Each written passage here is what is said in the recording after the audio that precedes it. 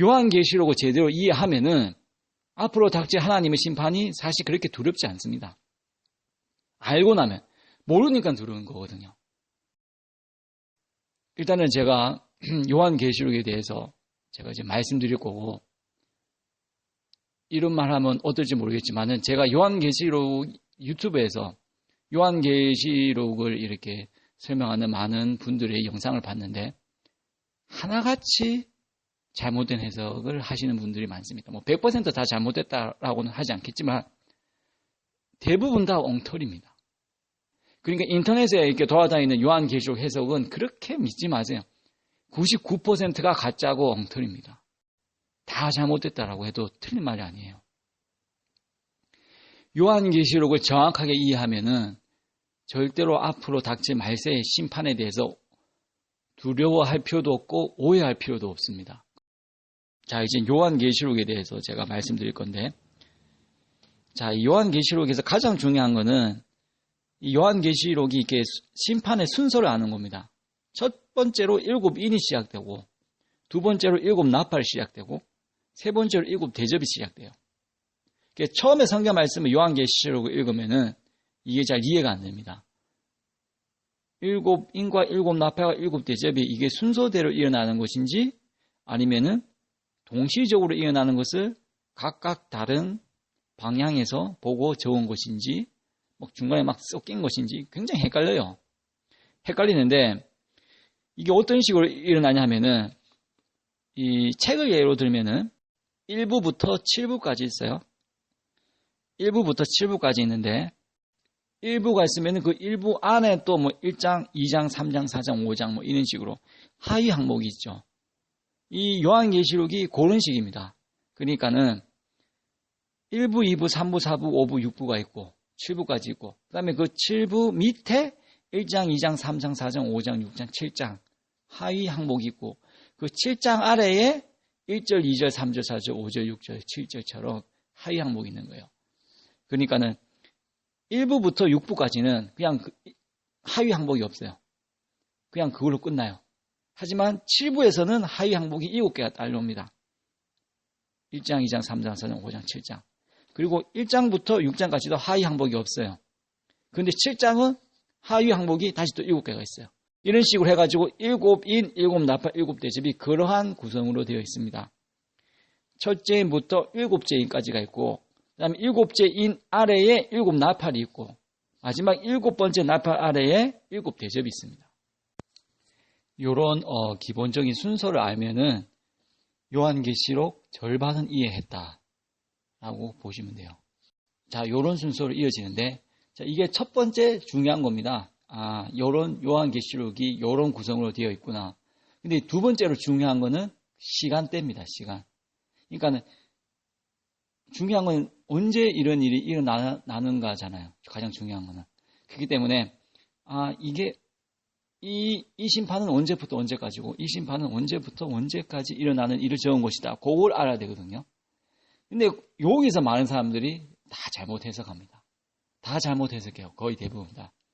자, 근데 보시면은 첫째 인부터 넷째 인까지는 그러니까 첫째 인부터 다섯째 인까지라고 합니다. 넷째 인까지 하죠. 첫째부터 넷째 인까지는 언제 일어나는 일이냐? 요한 이후부터 현재까지입니다. 요한 이후부터 현재까지의 일을 적은 게 첫째 인에서 넷째 인까지예요. 자, 요한계시록 6장을 보면은 첫째 인을 뗄 때는 흰 말이 있는데 그 탄자가 활을 가졌고 면류관을 받아서 나아가서 이기고 또 이기려고 하더라. 흰 말을 탄 이 사람은 거짓 선지자예요.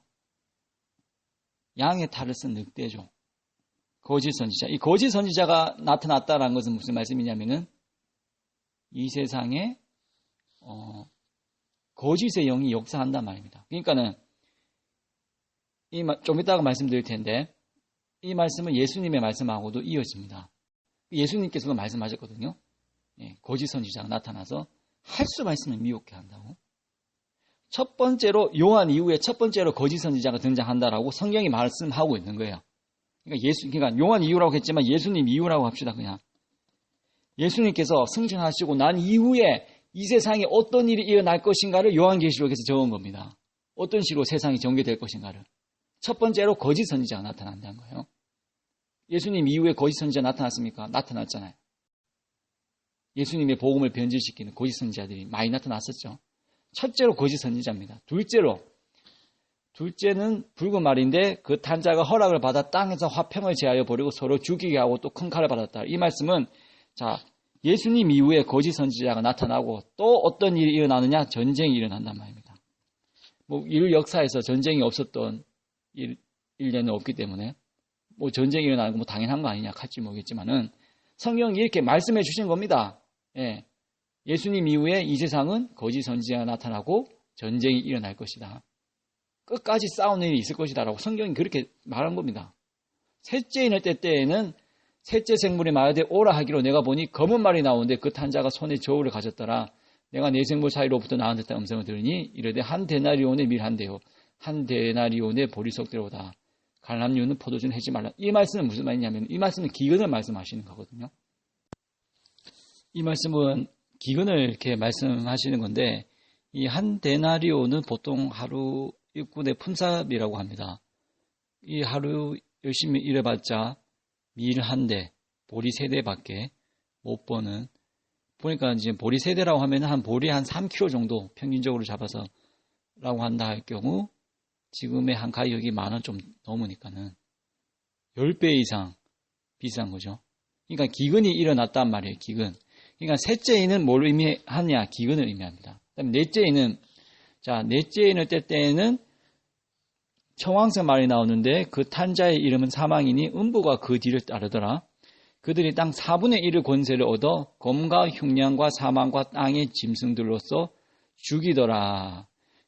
네 번째는 검, 흉년, 사망, 땅의 짐승이라고 이렇게 말씀하시는데 보면은 이 말씀이 의미하는 것은 뭐냐면은 그 앞전에 일어난 재앙이 더 크게 쏟아진다는 거거든요. 그러니까는 이 첫째인, 둘째인, 셋째인, 넷째인은 뭘 의미하냐면은 이 세상에 거짓 선지자가 있고 전쟁이 일어나고 기근이 일어나고 서로 싸우고 다투고 죽이고 흉년과 역병, 그러니까 전염병이 나두고 그러한 어떤 상황이 지속된다는 얘기입니다. 이 말씀에서 말씀하고자 하는 것이 그러니까 예수님 이후에 이 땅은 전쟁, 기근, 역병, 거짓 선지자의 활동이 그치지 않고 이어진단 말이에요. 첫째인부터 넷째인까지가. 우리가 그러한 역사를 지내왔습니까? 지내왔죠. 그리고 넷째인 할 때 땅 4분의 1의 권세를 얻어라고 한 말씀 때문에 땅 4분의 1에 살고 있는 사람들 다 죽인다라고 생각하는데 그렇지는 않습니다. 이 말씀에서. 그러니까 4분의 1 권세를 얻어가지고 그 땅에서 자기 마음대로 죽인다라는 거지 전체 인구의 4분의 1을 죽인다라는 말씀은 이라고는 보기가 좀 힘들죠. 이 말씀에서. 그러니까 이제 예수님 이후에 이 땅에 전쟁, 기근, 전염병, 그다음에 거짓 선지자 활동이 계속되는구나 라고 성경이 말씀하는 거라는 것을 이해하시면 됩니다. 여기서 뭐 더 지나치게 해석하고 더 나아갈 필요는 없어요. 그런 와중에서 올바른 믿음을 가진 사람들이 많은 사람들이 순교를 한다라고 생각하시면 되는데 이 말씀이 바로 이게 마태복음 예수님께서 하신 말씀하고도 이어집니다. 자, 마태복음 24장을 보면은 이 제자들이 예수님께 나와가지고 말세에 일어날 일에 대해서 묻습니다. 그럼 예수님께서 말씀하시죠.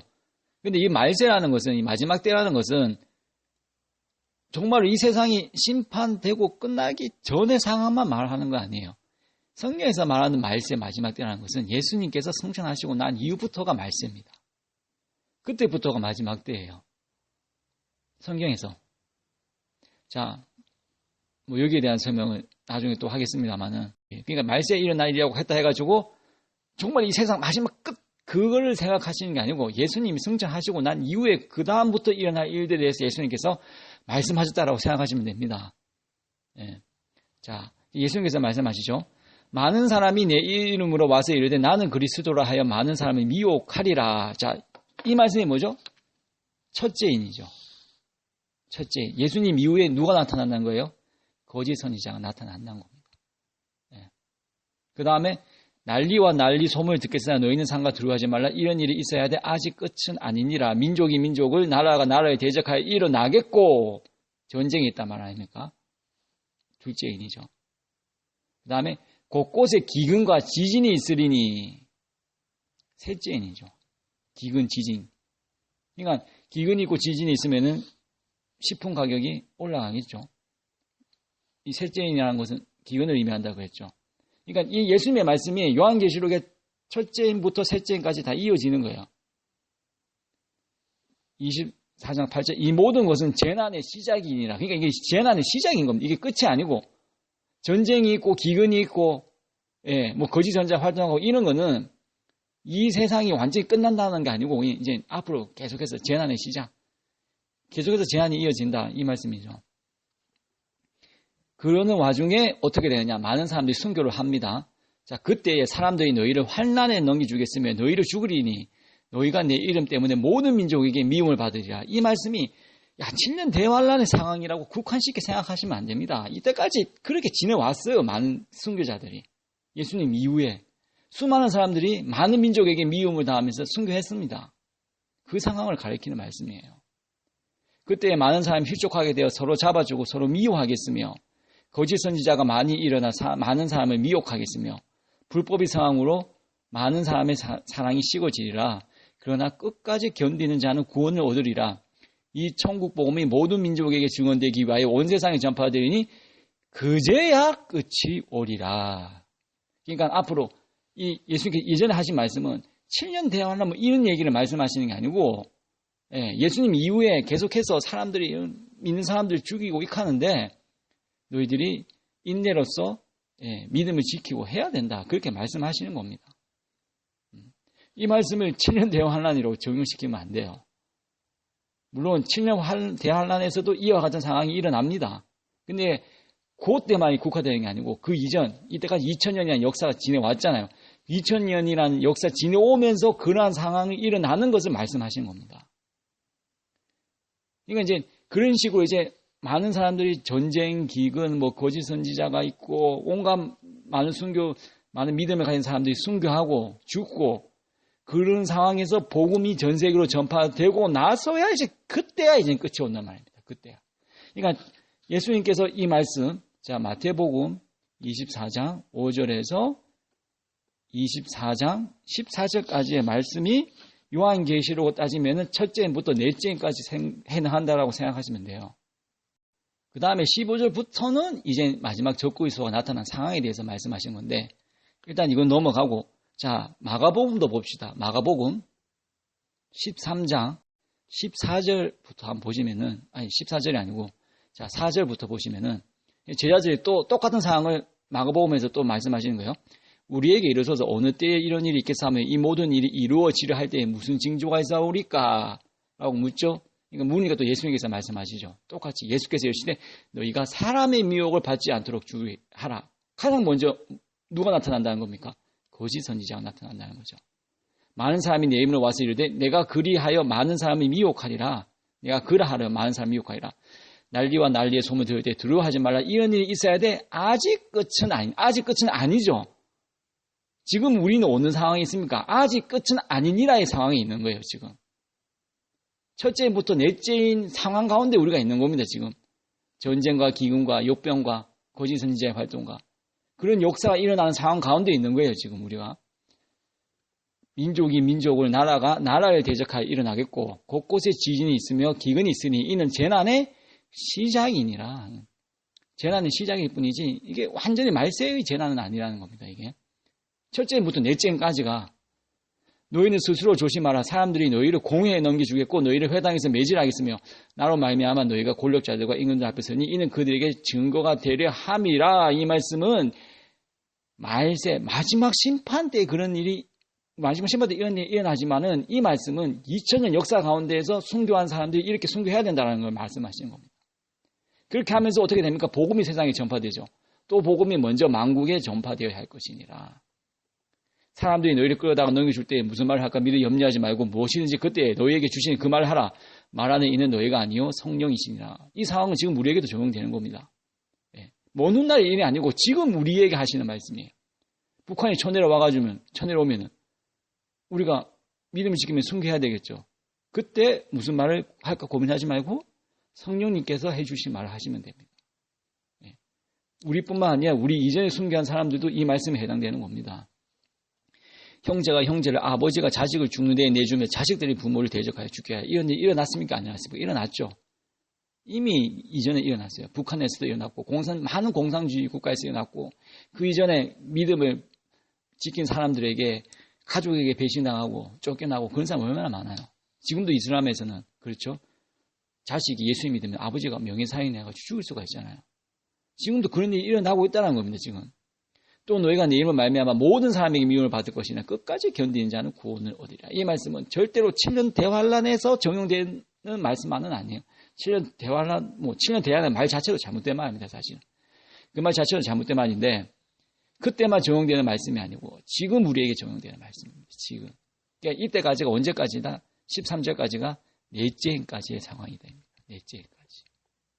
넷째 행하고 똑같죠? 기근, 다음에 거짓 선지자, 전쟁, 핍박, 환란 똑같잖아요.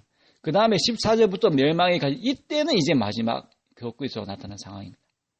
그러니까 13절까지가 넷째까지의 상황이고 14절부터는 이제 나중에 말씀하겠지만은 일곱 나팔 이후의 상황을 예수님께서 말씀하시는 거예요. 자, 그럼 누가복음 또 봅시다. 누가복음에도 똑같은 말씀이 있어요. 자, 21장. 자, 보시면은 또 제자들이 또 나와서 묻습니다. 7절부터 그들이 물어 이르되 선생님이여 그러면 어느 때에 이런 일이 있겠사오며 이런 일이 일어날 때에 무슨 징조가 있사오리까? 또 예수님께서 말씀하십니다. 이르시되 미혹을 받지 않도록 주의하라. 많은 사람이 내 이름을 와서 이르되 내가 그라하며 때가 가까이 왔다 하겠으나 그들을 따르지 말라. 첫째인 거짓 선지자가 나타난다 이 말씀이죠. 난리와 소외의 소문을 들을 때 두려워하지 말라. 이런 일이 먼저 있어야 돼. 끝은 곧되지 아니하리라. 우리는 아직까지는 끝은 곧되지 아니하리라 이 말씀 속에 있는 겁니다. 아직까지는. 물론 좀 있으면 끝이죠. 정말 좀 있으면 끝이지만은 예수님께서 말씀하신 끝이 나는 심판에 우리가 속해 있는 건 아니에요. 아직까지는. 넷째인까지가 여기까지입니다. 자, 그러니까 또 이 시대 민족이 민족을 나라가 나라의 대치가 일어나겠고 곳곳에 큰 지진과 기근과 전염병이 있겠고 또 무서운 일과 하늘로부터 큰 징조들이 있으리라. 이 모든 일전에 내 힘으로 말미암아 너에게 손을 대어 박해하며 회당과 옥에 넘겨주면 임금들과 집권자들 앞에 끌어가려니와 이 말씀이 바로 우리에게 적용되는 말씀입니다. 앞으로 우리가 그렇게 된다는 말씀이에요. 예.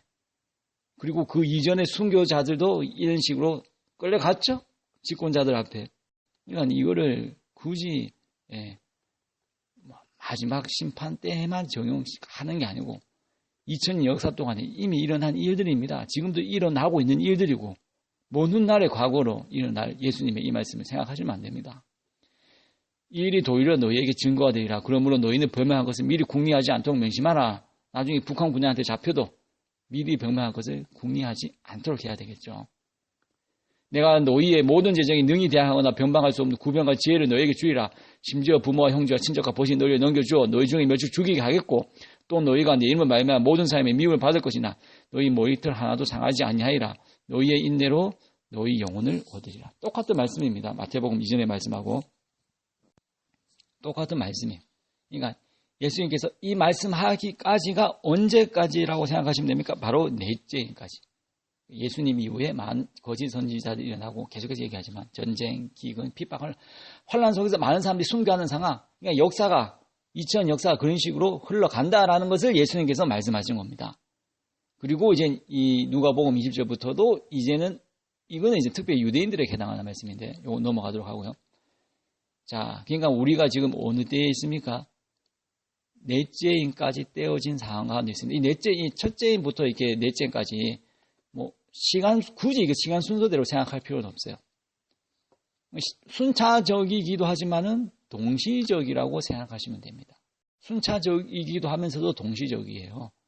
거짓 선지자가 전쟁, 기근, 그다음에 전염병이 돌고 그런 가운데서 많은 사람들이 믿음을 지키다가 순교하고 그런 상황을 이 넷째까지 말씀하시는 겁니다. 자, 그러면 우리가 이제 세상이 그렇게 이제 악하게 이제 진행되어 왔으니까는 하나님께서 이 세상을 심판하셔야 되겠죠, 이제는. 자, 근데 판사가 범인을 잡아가지고 무조건 형량 때려 있는 거 아니잖아요. 피해자가 고소를 해야 판사가 그 사람의 죄를 묻잖아요. 그렇죠?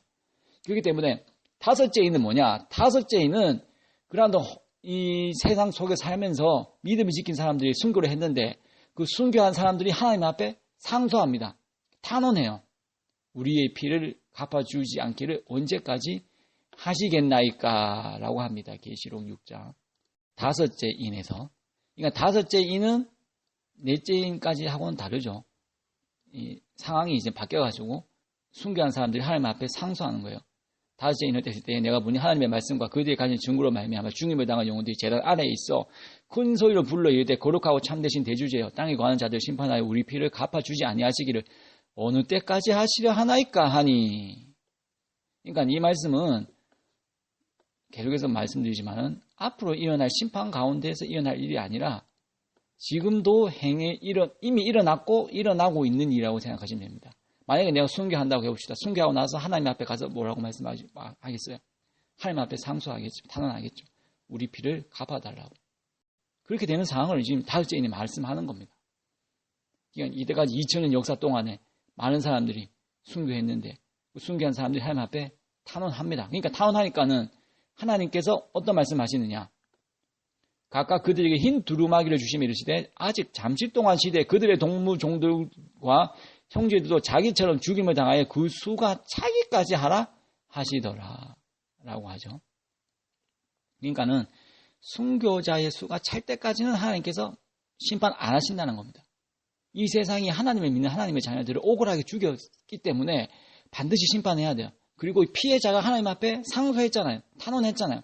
하나님께서는 심판하셔야 돼요. 심판 안 하시면 안 되잖아요. 하나님은 의로우신 분이기 때문에 불의를 보고 넘어가시지 않으시잖아요. 아무 죄도 없는데 하나님의 자녀가 아무 죄도 없이 죽었는데 심판 안 하시겠어요, 하나님께서. 그렇기 때문에 그 상황을 11절까지가 그런 상황을 보여주시는 겁니다. 근데 하나님께서는 심판하긴 하시는데 언제 심판하시느냐? 순교자의 차기까지가 하라 하시더라는 겁니다.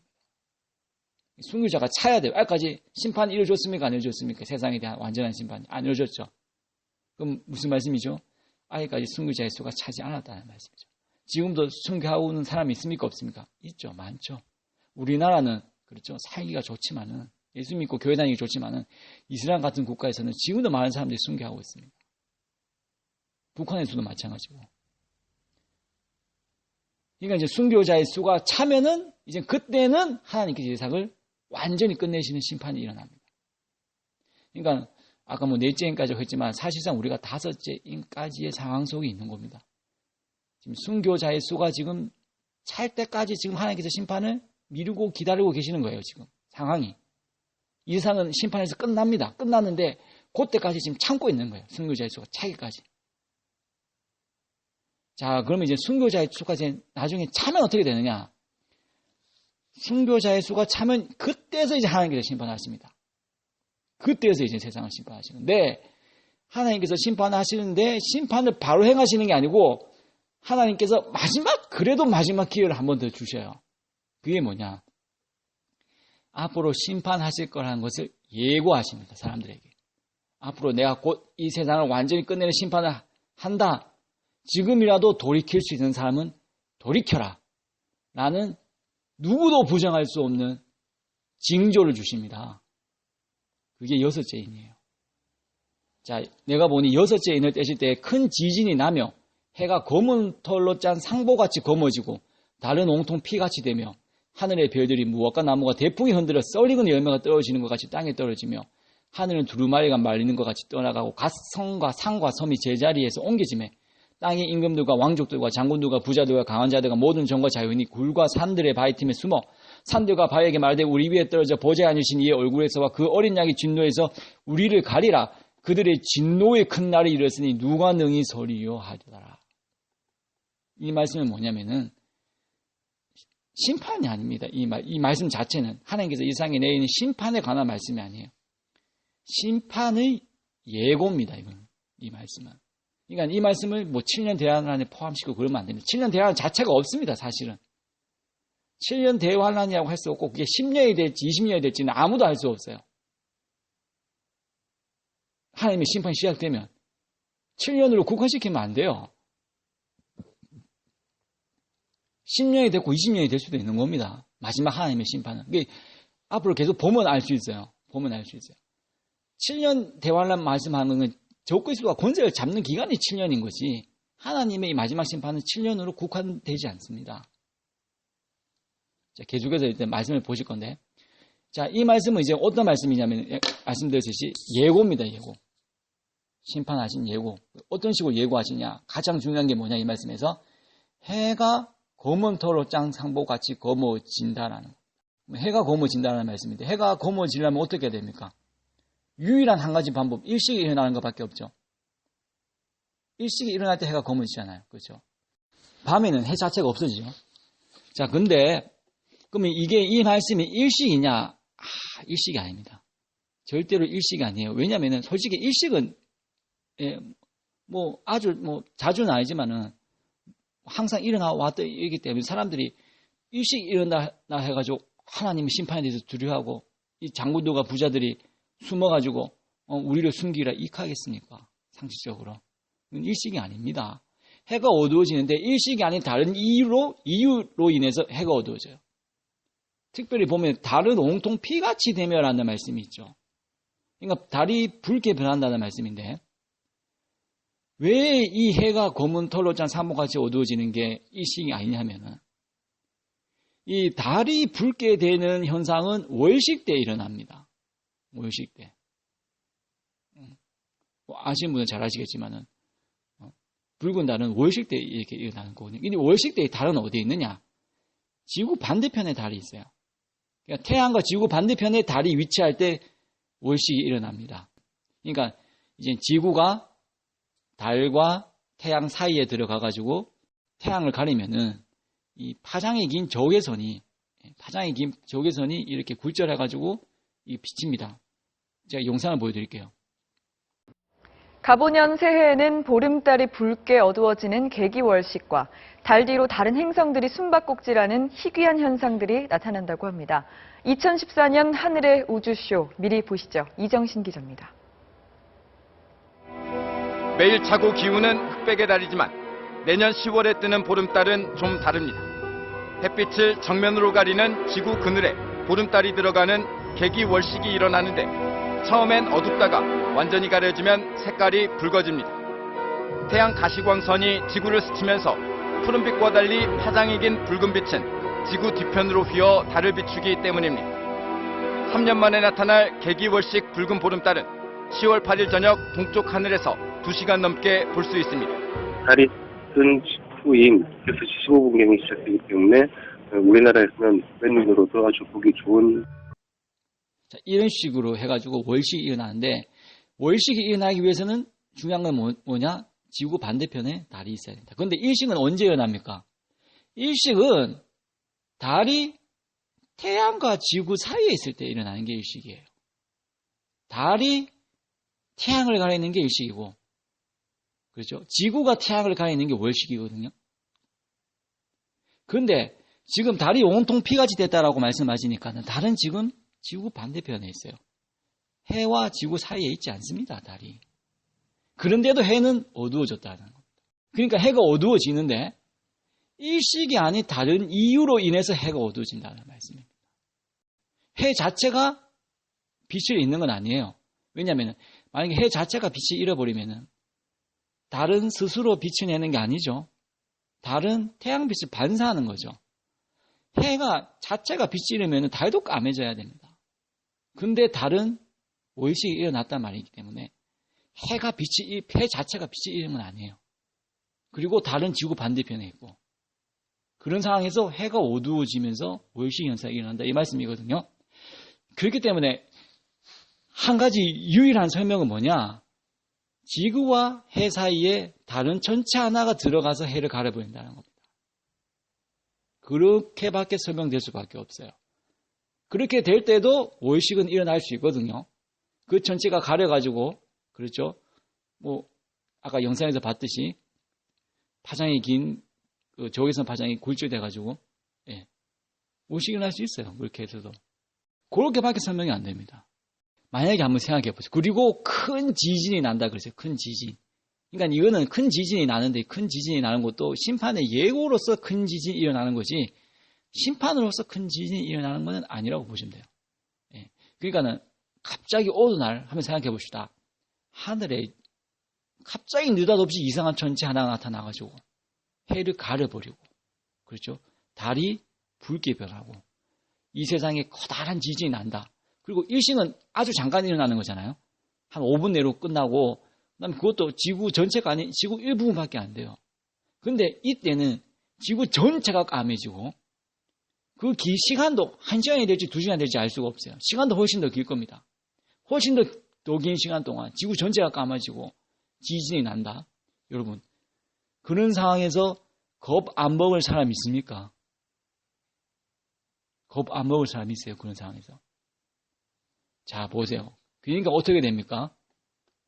땅의 임금들과 완족들과 장군들과 부자들과 강한 자들과 모든 정과 자유인이 굴과 산들의 바위 틈에 숨어 산들과 바위에게 말하되 우리 위에 떨어져 보좌에 앉으신 이 얼굴에서와 그 어린 양의 진노에서 우리를 가리라. 그들의 진노의 큰 날이 이르렀으니 누가 능히 있어요. 이 세상에 권세 잡은 사람들이 웬만해서는 도망하고 숨지 않지 않습니까? 그렇게 강한 권력을 잡은 사람들도 무서워가지고 상들과 바위 틈에 숨어 이 말씀은 이 말씀이 뭐냐면은 그러니까 이제 지하 벙커 같은 데 숨었다 말씀입니다. 지하 벙커 같은 데 숨어가지고 무서워서 벌벌벌 떤다는 거예요. 이 하나님의 심판의 예고일 뿐인데도. 그러니까 이런 일이 일어났습니까? 안 일어났습니까? 아직까지 일어나지 않았죠. 그렇죠. 그러니까 우리가 그걸 확실히 알아야 됩니다. 하나님께서 이 세상을 완전히 끝내시는 심판을 하시기 전에는 반드시 이러한 하늘의 징조가 나타난다는 겁니다. 하나님께서는 심판을 하시기 전에 반드시 징조를 통해서 심판을 알려주세요.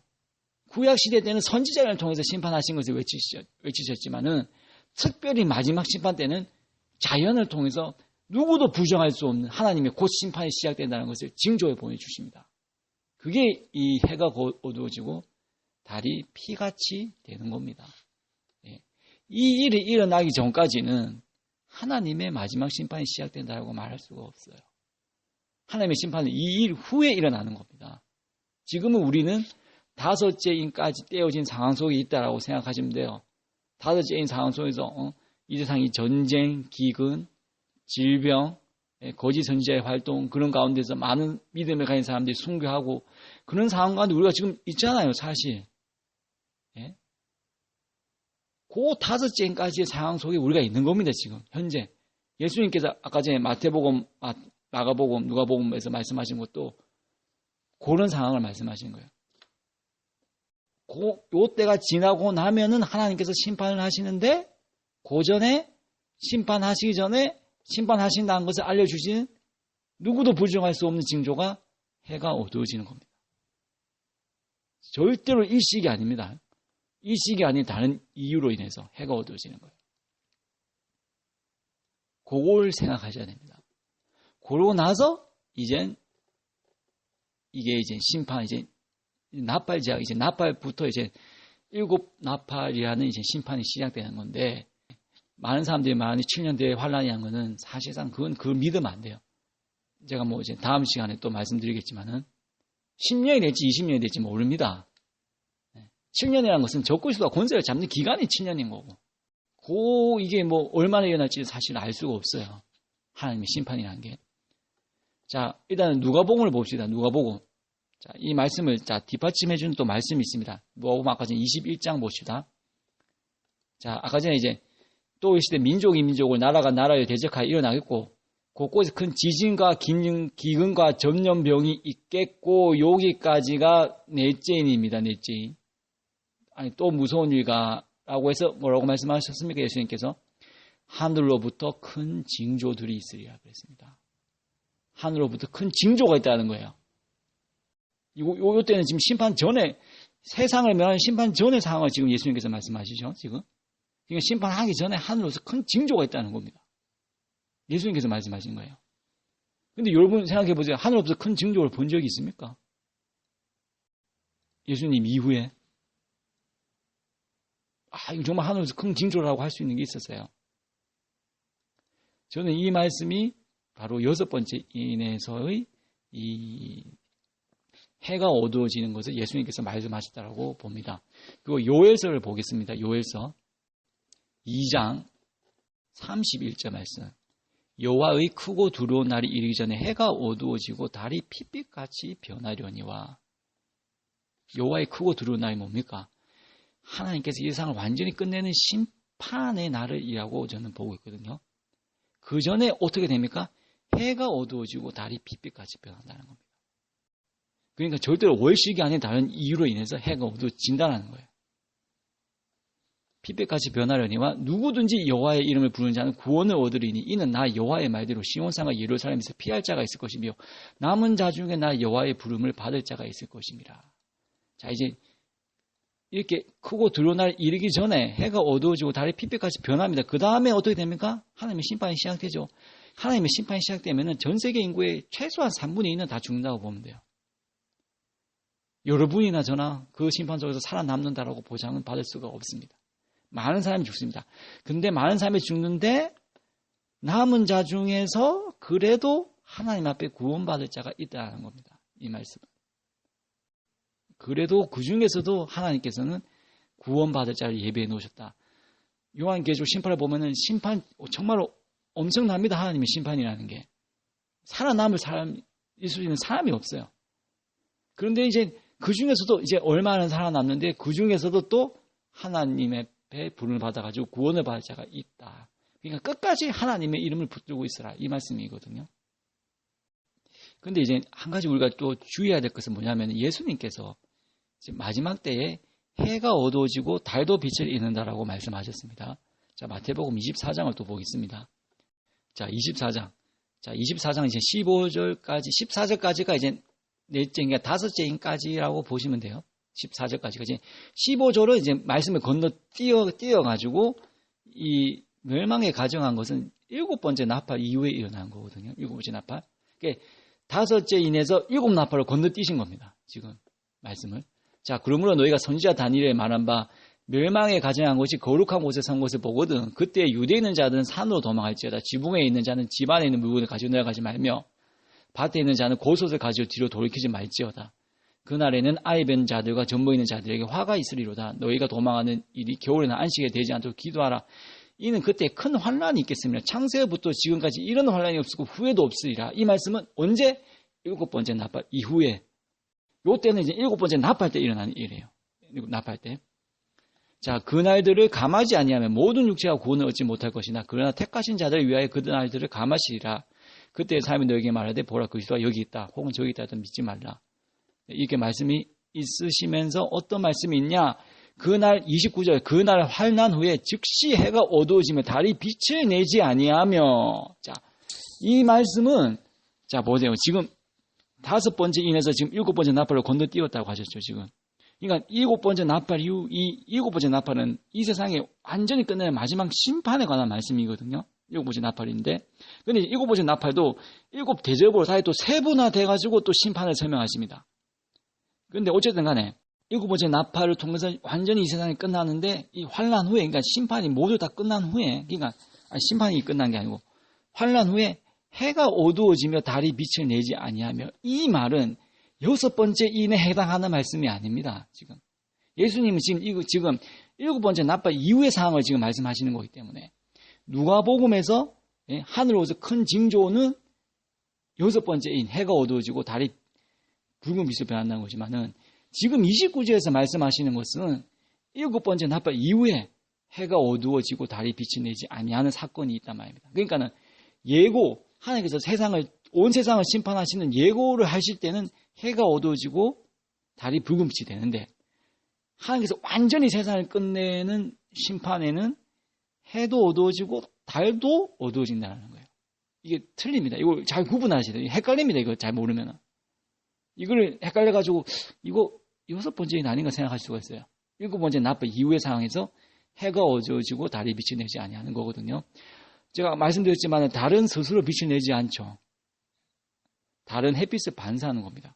그러니까 해가 어두워지면은 당연히 달도 빛을 내지 않겠죠. 그렇기 때문에 이때는 마지막 심판 때는 해 자체가 빛을 잃어버리는 거예요. 해 자체가. 그렇기 때문에 달도 빛을 내지 않는 거거든요.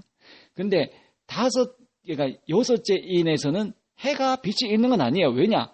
달이 빛을 내기 때문에. 붉은 빛을 내잖아요. 햇빛을 반사한 거거든요. 저기선 파장을 반사한 거 아닙니까?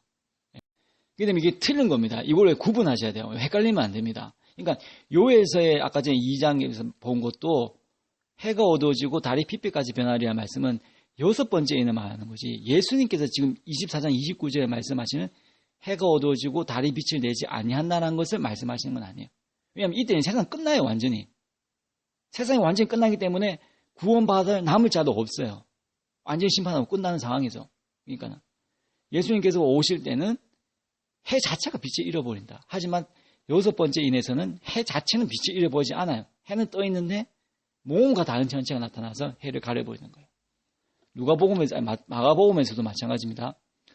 마가복음에서도 13장을 보시면은 13절까지가 다섯째 인까지의 상황입니다. 13절까지. 그 다음에 14절부터 다시 또 일곱 나팔 심판으로 건너뛰십니다.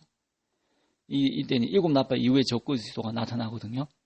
그렇게 하면서 이제 마지막 대환란, 정말로 가장 큰 환란에 대해서 예수님께서 말씀하시고, 그때 어떻게 됩니까? 그런 환란 후에 그 환란 후죠, 그렇죠? 여섯째 인은 환란 후입니까, 전입니까? 물론 환란은 계속 있었지만 환란 전이거든요. 마지막 심판 전이거든요. 근데 예수님께서 해가 어두워지고 달이 빛을 내지 않은 것은 환란 후에입니다. 후에. 전에이라고 틀린 거예요. 그렇죠. 예. 그러니까 환란 후에 예수님이 오실 때는 해 자체가 빛을 잃어버리고 그래서 달도 빛을 내지 아니할 것이다라고 생각하시면 됩니다. 마지막 또 누가복음에서도 마찬가지죠. 누가복음 21장에서도 19절까지가 다섯째 인이에요. 다섯째 인. 근데 누가복음 이 말씀은 특별히 20절부터 말씀은 이 유대인들에게 해당하는 말씀입니다. AD 70년경에 일어난 유대의 멸망에 관한 말씀이에요. 이 말씀은 특별히. 자, 유대인의 멸망까지 나타납니다. 그러니까 지금 다섯째 인까지 설명을 하셨는데 20절에서는 다시 또 시간을 거슬러 올라가셔가지고 AD 70년의 유대 멸망에 대해서 예수님께서 말씀하신 거예요. 그런 다음에 이제 24절에 그들이 칼날에 죽임을 당하며 모든 이방인 사로잡혀 가겠고 예루살렘은 이방인의 때가 차기까지 이방인들에게 밟히리라. 24절까지는 예루살렘의 멸망에 관한 말씀이고 다시 25절부터 요한계시록의 이제 심판의 말씀을 하십니다. 25절부터. 그런데 이제 25절부터 여기 1월 성신에는 징조가 있겠고 이 말씀이 해와 달이 어두워지는 것인지 아니면은 해는 어두워지고 달은 붉은 빛으로 변하는 여섯 번째 인에 관한 말씀인지는 솔직히 정확하게는 잘 모르겠어요. 정확하게는 잘 모르겠는데 여섯 번째 인이라고 생각합니다. 징조가 있다는 말씀은 솔직히 해와 달 자체가 빛을 잃는다라는 거기 말씀의 징조라고 말씀한다라고 보기는 약간 좀 잘 모르겠지만 개인적인 생각일 수 있겠지만 좀 그런 면이 있고 아무래도 1월 성신의 징조가 있다는 말은 여섯 번째 인, 해가 어두워지고 달이 붉게 변하는 상황을 가리키는 말씀이 아닌가 싶습니다. 근데 왜 이 말씀이 여섯 번째 인인가 일곱 번째 나팔 이후의 상황인가 헷갈리는 이유가 뭐냐면 27절에서 예수님께서 그때의 사람들이 인자가 구름을 타고 능력과 큰 권능으로 오는 것을 보리라 라고 말씀하셨기 때문에 이 그때 하는 말씀이 25절과 26절을 다 합치는 말씀이지 아니면은 이런 일이 일어나고 난 후에 25절과 26절이 일어나고 난 후에 이제 나중에 그때에 예수님께서 오시는 것을 말씀하시는 것인지 정확하게 제가 판단할 수 없기 때문에 잘은 모르겠지만은 여섯 번째 일을 말씀하시는 게 아닌가 25절, 26절이 뭐 그런 상황이라고 생각하시면 됩니다. 어쨌든 간에 여섯 번째 일이 일어날 때도 사람들이 무서움으로 기절할 겁니다. 이제 그런 일이 일어나고 난 후에 이제 예수님께서 오신다는 거거든요. 자, 그러니까 제가 이제 이렇게 이제 말씀을 드렸는데 요한계시록 이제 상황을 이렇게 6장을 보시면은 어느 정도 하나님께서 이게 어떠한 상황인지를 다 이제 이해를 하실 겁니다. 계시록에서 6장 첫째부터 다섯째까지는 지금 이 시대까지의 말씀이고 여섯 번째는 앞으로 일어날 일이에요. 심판하기 전에 하나님께서 분명한 경고를 주시는 일이고 그 다음에 일곱 번째부터는 이제 심판 이런 식으로 구조입니다. 첫째부터 일곱째까지가 그런 구조로 되어 있어요.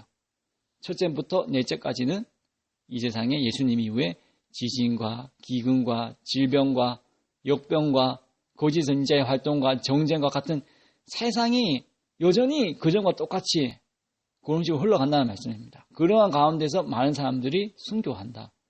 순교하는데 이제 5번째 인에서는 그렇게 순교한 사람들이 하나님 앞에 탄원하고 하나님께서는 그 탄원을 들으시고 심판을 결정하십니다.